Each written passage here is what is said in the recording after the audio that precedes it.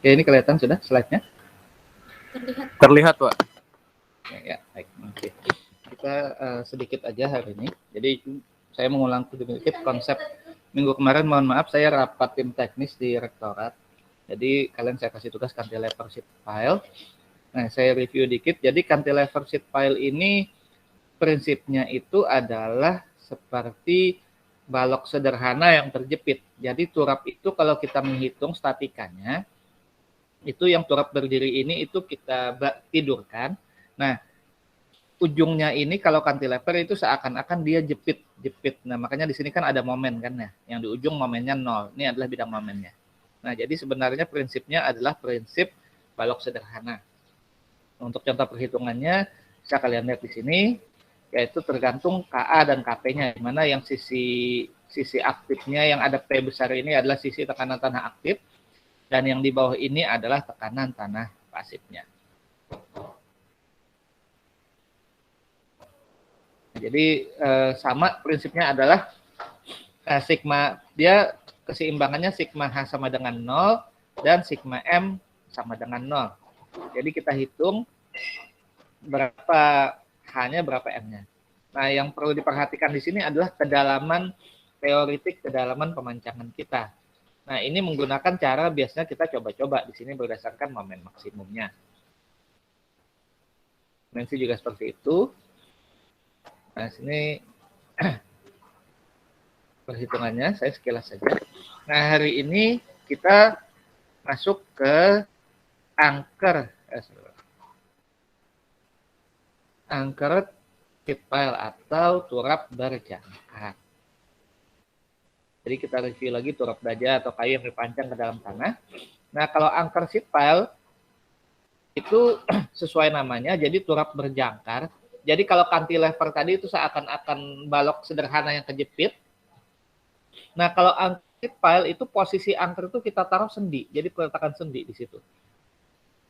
Biasanya untuk dinding yang sudutnya lebih dari 20 derajat, berguna untuk angker ini untuk meningkatkan stabilitas, kemudian lebih murah ya, karena dengan adanya gaya penahan dari jangkar, panjang yang diperlukan bisa lebih kecil dan tebalnya juga lebih kecil dan mudah dilaksanakan. Nah, angker sendiri ada free earth, ada fixed earth di sini. Nah, kalau free earth, maka yang bawah ini, kakinya turap ini kita anggap dia kayak roll. Bukan sendi ya, tapi roll. Jadi turap ini dia bisa maju mundur. Nah, kalau fixed earth itu sama seperti cantilever. Jadi kakinya turap ini kita anggap dia sebagai jepit. Jadi di kakinya ada momen di sini. Nah, kemudian di sini pada posisi angkernya ini seakan-akan ini ada tumpuan di sini, ada sendi. Nah, jadi kalau kita lihat di sini seakan-akan di bidang momen ini kayak ada sendi di sini. Ujungnya 0. Kalau dia free kan jadi roll sendi. Ini roll sendi bebas ya, ini 0. Nah, kalau di sini jepit sendi bebas kalau yang fix di sini.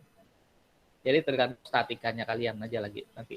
Jadi dari KA dan KP kalian gambarkan diagram momennya, kemudian dihitung beratnya, jadikan P terpusat dan jaraknya berapa, bikin diagram momennya. Nah, jadi di sini seperti ini, jadi berdasarkan koefisien aktif pasifnya. Silakan bisa kalian ikuti langkah-langkahnya di sini sama untuk free. Untuk fix itu kita anggap dia adalah jepit. Saya tidak akan menjelaskan ya, karena sebenarnya kalau untuk kurikulumnya juga sekilas aja, tapi kalau kalian mau mempelajari silahkan. Kalau free seperti ini, jadi dianggap bebas.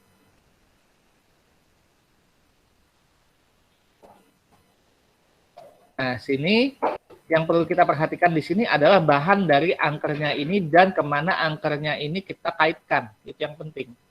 Kalau nggak ada apa-apa ya, ini bisa kita pancang tiang pancang di sini atau kita cor blok beton di dalam juga bisa. Bahannya sendiri dari tie rod biasanya kan, tie rod yang kabel string baja besar itu. Dia ke sini, nah dia jepit ke sini. Atau kalau mau bisa juga kita desain dia miring. Nah, kalau di sini ini nggak pakai tiang pancang, jadi kabelnya kita ujung kabel taruh sini dulu, kita gali, kita grouting, terus ujung kabel dimasukkan. baru kita tarik ke sini. Nah, di kuncinya itu di turapnya itu. Jadi ini yang dibikin duluan. Concrete bootnya dulu, masukkan kabelnya, baru tarik, baru bikin turap di sini.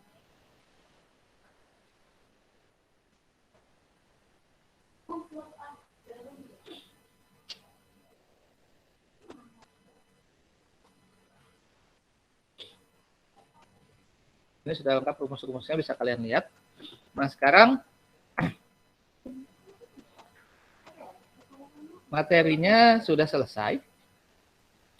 Ini pertemuan ke-14 ya. Pertemuan ke-15 di Simari itu saya ada naruh contoh soal. Silahkan kalian pelajari sendiri. Nah, jadi sekarang kita mau diskusi masalah UAS. Kalau berdasarkan jadwal kalender akademik, kita UASnya itu 16 Desember. 16 Desember, minggu depan anggap kita sudah nggak online lagi. Jadi minggu depan itu kalian tinggal absen. Nah, kalian mau UASnya sesuai tanggal 16 Desember apa mau duluan? UASnya online ya, nggak offline. Saya kasih ya kayak biasa tugas saya kasih paling tapi nggak seminggu. Biasanya 2-3 hari tugasnya, UASnya. Gimana? Mau duluan apa mau tetap 16 Desember? Ada yang punya pendapat? Kalau dari ulun duluan, Pak. Dari ulun duluan juga, Pak. Dari ulun duluan juga, Pak. Ya lebih enak duluan sih, jadi kalian nggak ketumpuk ya. Oke, kalau duluan kira-kira maunya minggu depan atau 2 minggu lagi? Sebenarnya nggak ketemu juga sih, saya tinggal naruh soal, kalian ngerjakan. Kapan kira-kira maunya? Minggu depan kita nggak online, sudah ada contoh soal kan saya kasih. Nah, kira-kira maunya kapan? Minggu depan itu tanggal berapa ini? 18.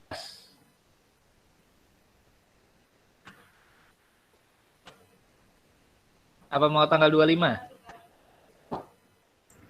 Minggu depan materi di Simari contoh soal sih. Ya. Kalau dari tanggal 25, Pak. 25, oke, kita sepakati 25 ya kalau gitu ya. Jadi minggu depan kalian tetap absen dulu untuk ininya, untuk apa namanya? Kalian absen untuk tugasnya.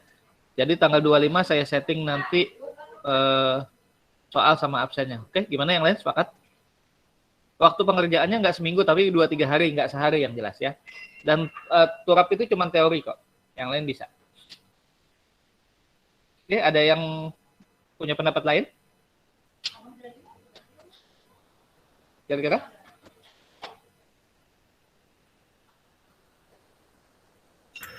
Bertanya, Pak.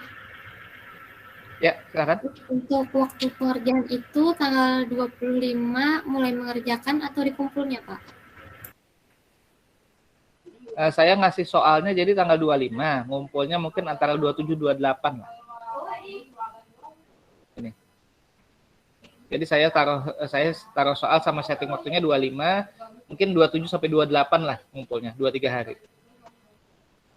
Soalnya saya belum bikin juga soalnya.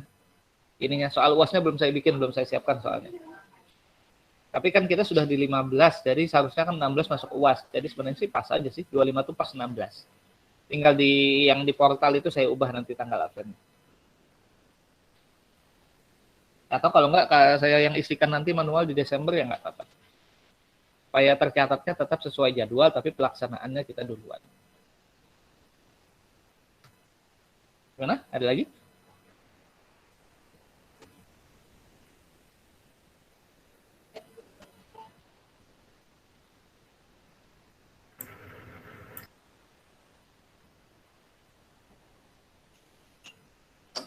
Oke, kalau gitu kita sepakat tanggal 25 ya.